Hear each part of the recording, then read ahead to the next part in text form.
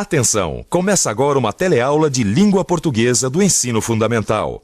Você vai assistir a teleaula de número 69. Bons estudos!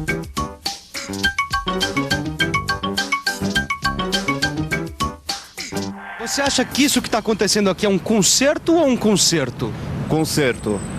É um concerto. É um concerto, com S. É um concerto! Me diz uma coisa. O que está acontecendo aí dentro é uma sessão de cinema ou uma sessão de cinema? Uma sessão de cinema. Como assim? Com 2 S's. Uma sessão de cinema. Uma sessão de cinema com 2 S's. Como assim? A palavra escrita com 2 S's, porque tem a sessão com C cedilha, que seria a sessão da divisória de uma empresa, de um supermercado. Sem ver as palavras escritas, essas perguntas parecem completamente absurdas.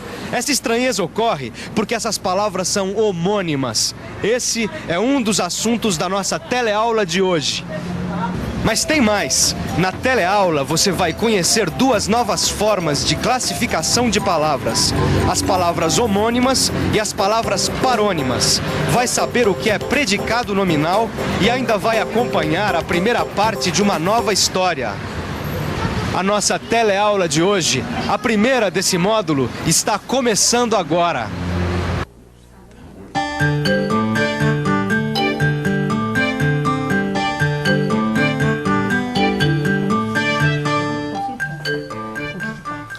Hoje a gente vai começar uma nova história. Só que por enquanto, a gente só sabe uma coisa. O nome do nosso personagem. Eustáquio. A gente ainda não sabe nada sobre ele. Nenhuma característica, nenhuma qualidade, nada. Vocês repararam uma coisa? Essa história de a gente só saber que o nosso personagem chama Eustáquio me lembra um dos assuntos da nossa teleaula de hoje. O predicado nominal. É isso mesmo. O que falta na nossa história é o predicado nominal. Acho que eu sei o que o Alencar está querendo dizer. O predicado nominal é um tipo de predicado que apresenta a característica do sujeito. E é o que está faltando justamente pra gente, saber as características do Eustáquio. É isso aí. Saber como é Eustáquio, o predicado nominal do nosso sujeito, Eustáquio. Mas eu acho que antes da gente falar mais no predicado nominal, a gente deveria pensar no Eustáquio mesmo. Tá legal, vamos lá. Já sei. Eustáquio é um jovem entregador que dirige sua Kombi diariamente para cima e para baixo, entregando mercadorias.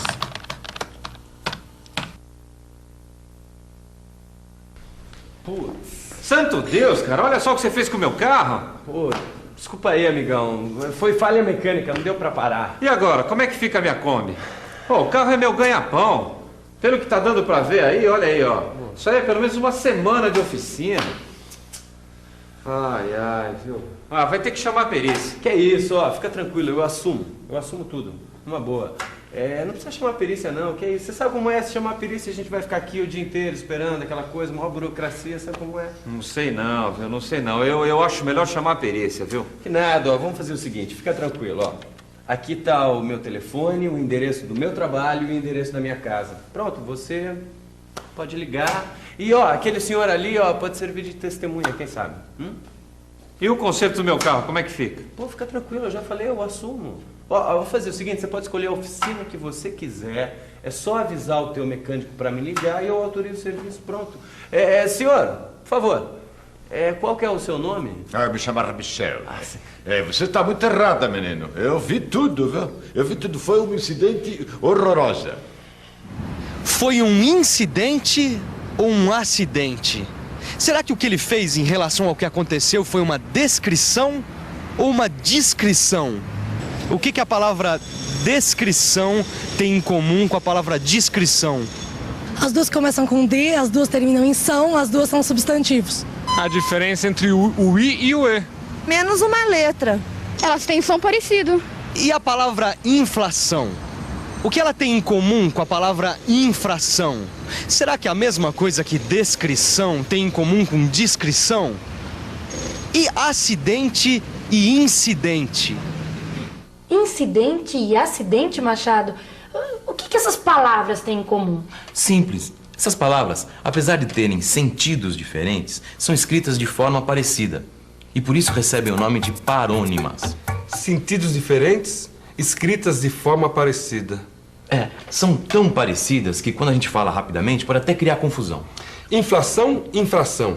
Descrição, descrição. Incidente, acidente. Gozado. Bom, essa história de palavras parônimas eu entendi.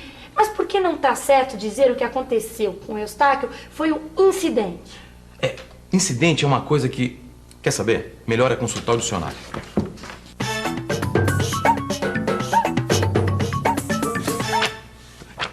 Tá aqui. Incidente. Adjetivo. 1. Que incide, ocorre, sobrevém, do verbo incidir. Acessório, superveniente. 3. Circunstância acidental. Episódio, aventura, peripécia. Incidente, sei. Foi acidente mesmo. Não foi nada acidental por acaso, não. Foi um acidente causado pela imprudência desse sujeito, o Murilo. E o seu Michel, na hora, se confundiu e disse incidente. Pô, fica tranquilo, moço. Eu vou mandar consertar sua Kombi.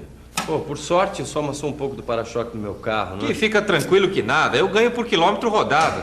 E o meu carro numa oficina é prejuízo na certa. Calma, calma, gente boa. Não precisa se exaltar também. Ó, vou fazer o seguinte. Além de eu pagar o conserto do teu carro, eu ainda te dou um trocado, tá certo? Seu Michel, o senhor foi a única testemunha. Não seria melhor se eu fizesse uma ocorrência policial? Não seria mais seguro? Mais seguro? Será? Afinal, quando ocorre um acidente, por que será que a gente tem que fazer uma ocorrência policial? Dá licença, desculpe interromper.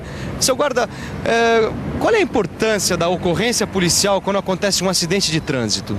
A importância do boletim de ocorrência é preservar os direitos dos cidadãos envolvidos no acidente de trânsito e garantir uma futura indenização dos danos dos veículos dos mesmos. Obrigado. Parece que é mesmo muito mais seguro fazer o boletim de ocorrência. E você? O que você acha? Eu também pensava assim, mas só que eu não quero me envolver nesses problemas. Pô, tá desconfiado, meu amigo? O que é? Ô, eu já disse pra você, tempo perdido é dinheiro no lixo. Pô, todos os meus dados estão aí no cartão que eu te dei. Pô, pode confiar em mim. Tudo bem, vai. Pra mim, tudo bem. É todo dia assim, não? Essa rapaziada não ter juízo. Será que eu fiz besteira, hein? Será que ele vai pagar mesmo? Mas ela diz que paga, ela paga. Diz ele, disse um monte de coisa, né? Agora, será que esse seu Murilo aí é tão cheio das qualidades assim?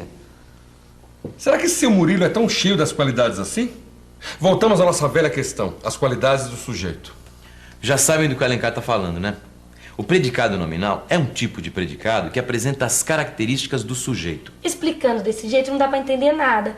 Acho melhor a gente relembrar algumas coisas.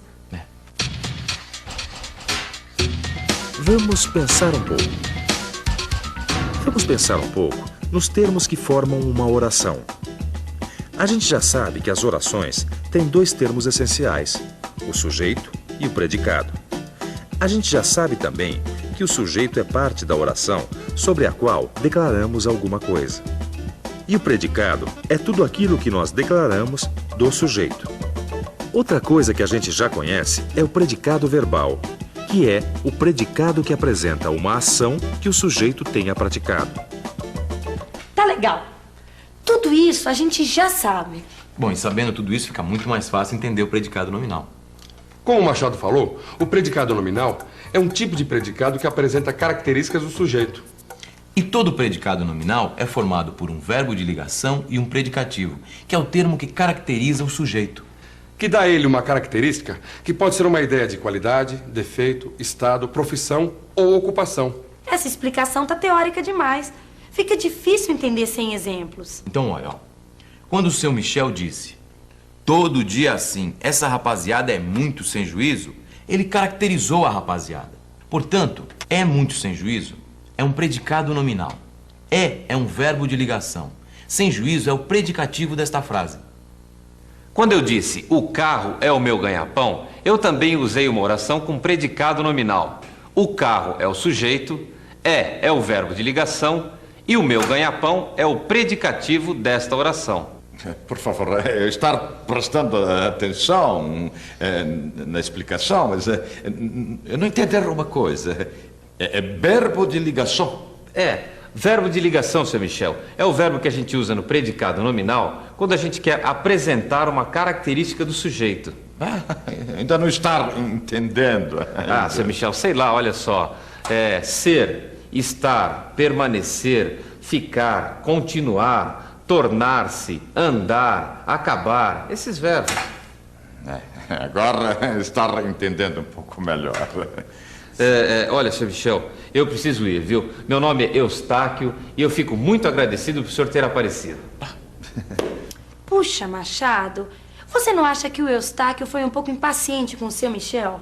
Ele não poderia ter explicado melhor o que é verbo de ligação? Ele estava apressado mesmo, mas ele explicou direitinho. É um tipo de verbo que a gente usa quando faz orações com predicado nominal. Ele só não disse que esses verbos que ele citou nem sempre são usados como verbo de ligação. Eu estava pensando nisso mesmo. Por exemplo, se eu digo eu estava em casa, nesse caso o verbo estava indica o lugar onde eu estava. Então não é verbo de ligação. Ah, mas se eu disser o Machado estava charmoso ontem, nesse caso o verbo estava é de ligação, né? Agora o Machado está tímido, o que é um bom exemplo de predicado nominal. Um bom exemplo de predicado nominal. Dá licença. Como é que você definiria o seu namorado? Pra mim, além dele ser bonito, muito carinhoso, simpático. Você sabia que você formou uma oração com predicado nominal? Que legal, não sabia. E você? Como é que você faria uma frase com predicado nominal, definindo as características de um amigo ou de uma amiga? A esposa do seu Michel apareceu. Uma senhora muito distinta. Jesus, machucou meu filho. Quer um copo de água? Não, obrigado, eu estou bem. Bem, eu preciso ir para a oficina, viu? Quanto mais cedo eles começarem o concerto, menor vai ser o rombo. De qualquer forma, muito obrigado, viu? Até logo. Você viu tudo, Michel? Eu vi tudinho. A rapaz veio devagarinho, mas a outra veio desrespeita sinal como uma doida. Tá aí a prejuíza. Mas vamos, o que interessa é que temos que abrir lojinha, tá na hora. E agora? Tô curiosa pra saber se o Murilo vai pagar ou não o conserto do carro do Eustáquio. Isso a gente só vai ficar sabendo na próxima teleaula. Pera um pouquinho. Antes de falar na próxima teleaula, e as palavras homônimas? Calma, quem disse que a gente ia esquecer? Você não viu que a gente deixou a palavra concerto pro fim? Fala logo que são palavras homônimas que eu tô curiosa. Bom, antes me responde se o certo é sessão ou sessão de cinema. O quê? Eu não entendi a dúvida. Pensa um pouco. Quantos sentidos para a palavra sessão você conhece? Bom, depende. Sessão com C cedilha pode ser a parte de uma loja, parte de alguma coisa. Sessão com 2 S pode ser o tempo que dura um filme. Que mais? Não, pode parar. A resposta está aqui, ó. Você já descobriu? As palavras homônimas são as palavras que são escritas de forma igual ou pronunciadas de maneira idêntica. As palavras homônimas que têm apenas a pronúncia igual, como sessão e sessão, são homônimas homófonas. Satisfeita? Já podemos revisar o que vimos na teleaula de hoje? Vamos lá? E atenção, se liga aí, que é a hora da revisão. Na teleaula de hoje, você viu um novo tipo de predicado, o predicado nominal, que é formado por um verbo de ligação e um predicativo. Você viu que a gente usa o predicado nominal quando a gente apresenta alguma característica do sujeito. Viu que as palavras parônimas são aquelas palavras que são escritas de forma parecida, mas que têm sentidos diferentes. E viu que as palavras homônimas são as palavras pronunciadas ou escritas de uma maneira igual, mas que têm sentidos diferentes. E ainda acompanhou a primeira parte de uma nova história. Agora que você já sabe o que são palavras homônimas, que tal consultar um dicionário para saber se esse concerto é com S ou com C? Até a próxima!